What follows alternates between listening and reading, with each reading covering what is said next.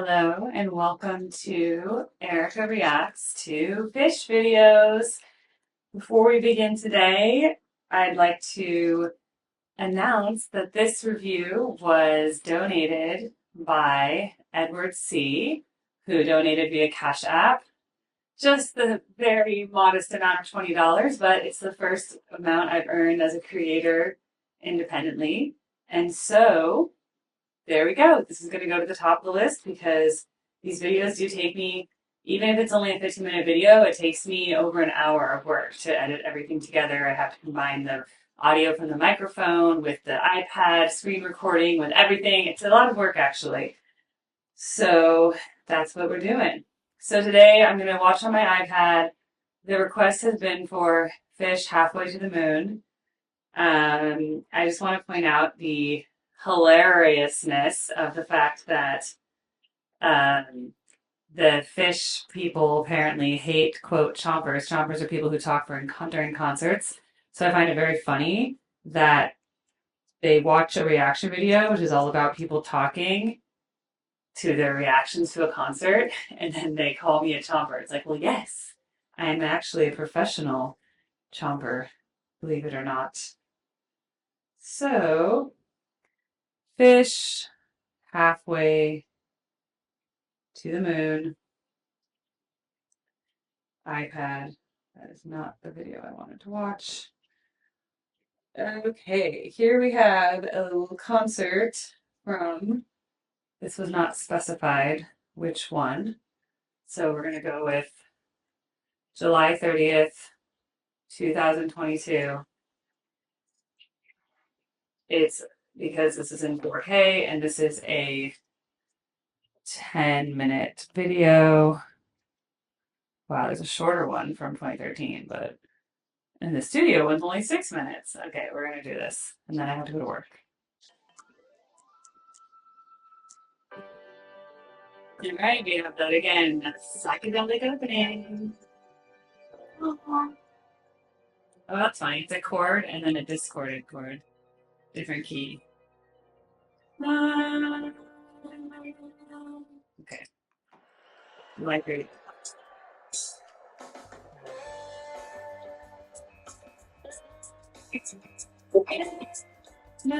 Easy, simple. Dun, dun, dun. Okay, get a little turn down cymbal from the pianist. I like this little piano riff with the guitar riff. Some little, just long distortion notes. A little natural vibrato like in a voice.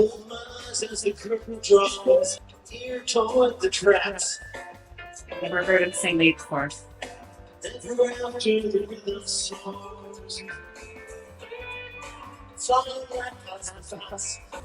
Chasing the back just the days long by.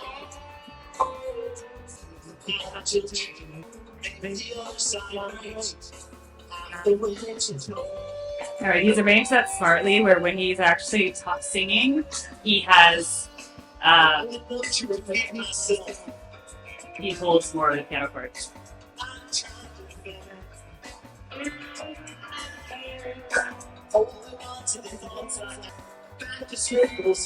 Back to circle again, but I'm flat. Now. Duluth. I like that backup of that. So I usually call him the mad scientist when I saw the first Phish video, the keyboard player. But yes, I like how he has his piano riffs smartly when he's not singing, because it's very hard to sing and play piano at the same time. So he has arranged it really nicely that when he's singing, he just has a very simple held chord, which is a little drum bomb in the left hand. Here's our first time that we're going off the original key chord structure, and he's going into a little riff that's very jazz inspired right now. That was just a bunch of inverted chords off the scale. Now we're about to go glissando. Let's me do this. See, he's raising his eyebrows and try to sing high. To try to get the pitch. That doesn't always work.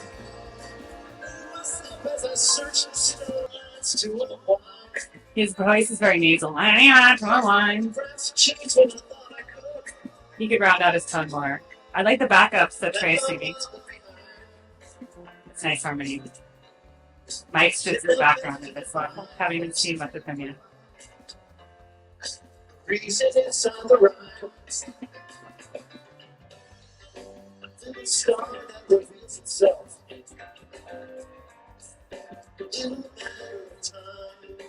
Little matter of time.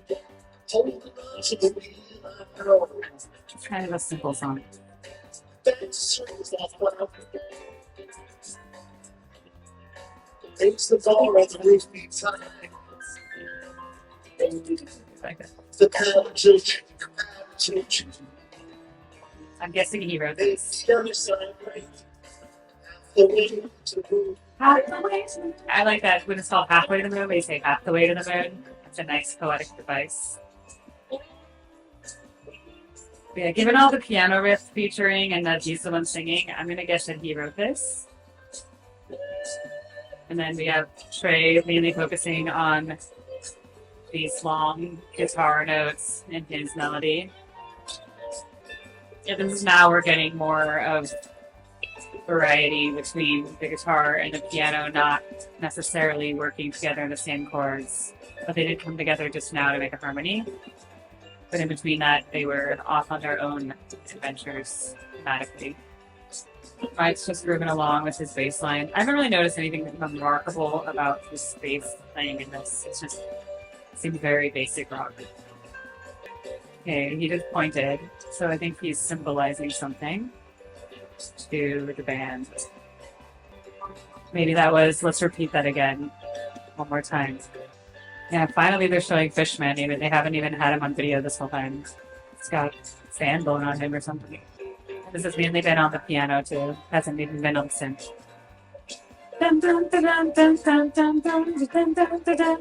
Standing up and playing. See the rhythm, very consistent rhythm.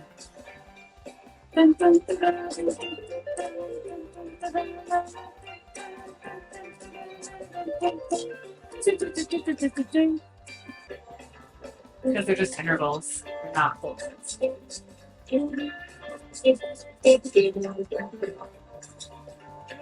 Need more guitar focus here. It's been kind of a long guitar solo situation.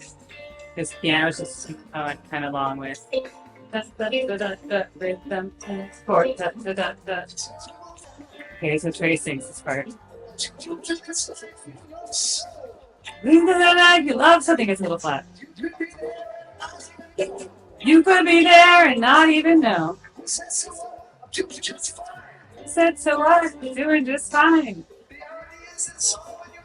The irony is, it's all in your mind. Almost like spoken. It's really spoken.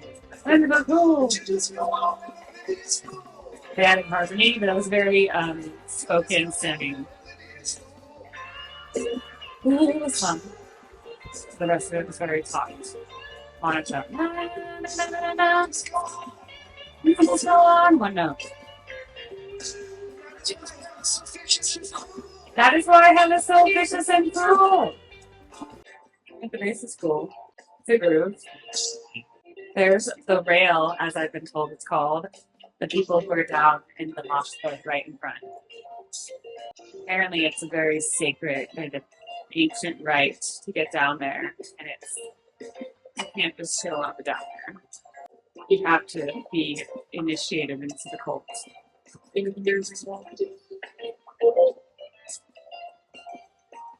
Okay, we're almost done. Now we're on synth. I think he's doing that. You guys were more guitar focused here. And the piano already had its visual in it today.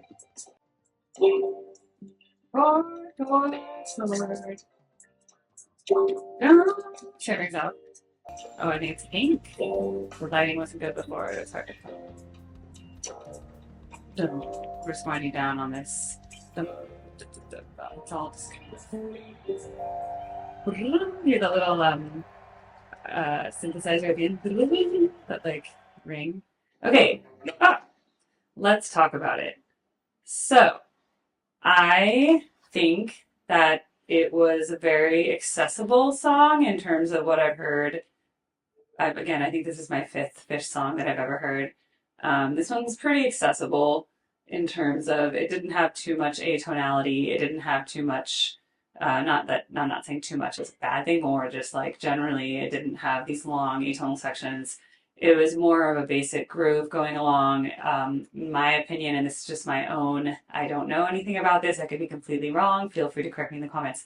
This would seem that the keyboardist, whose name escapes me right now, but I dubbed him the mad scientist. He was the lead singer in the beginning of the song. He plays the piano in the beginning of the song. The piano takes the lead. Then we get kind of a duet really between the guitar and the piano that they're kind of equally important. When he's singing the main lines of the song, it kind of goes between him singing the line, da da da da da da, whatever it was, and then he would play his little riff, which then also shows me that he's more of a keyboardist than a singer. He still wants to feature his keyboard or piano as the main musical thematic material, and then he's singing in between, rather than a singer or a poet who's going to write a song is going to be thinking about the vocal line, how we're telling the story of the text, how are we going to interpret this poem into a melody, how does this melody all fit together in the grand picture of things. The way I see this is we had this, like, he wrote this idea on this piano, it has these little figures, and then when it was time to put in the lyrics, the piano is really just taking turns with the singing.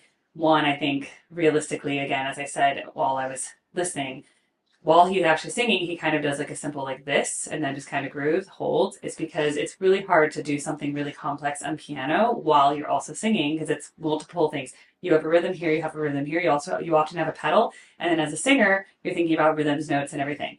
Words, rhythms, notes at the same time, meaning as well. So he's putting that all together, and it's smart. It's like play something more complex, then play something simple while you sing. And it's actually a very practical survival tactic in that situation. And then, yes, Trey did a little bit of harmony at one point, and he did a little bit of the call and response.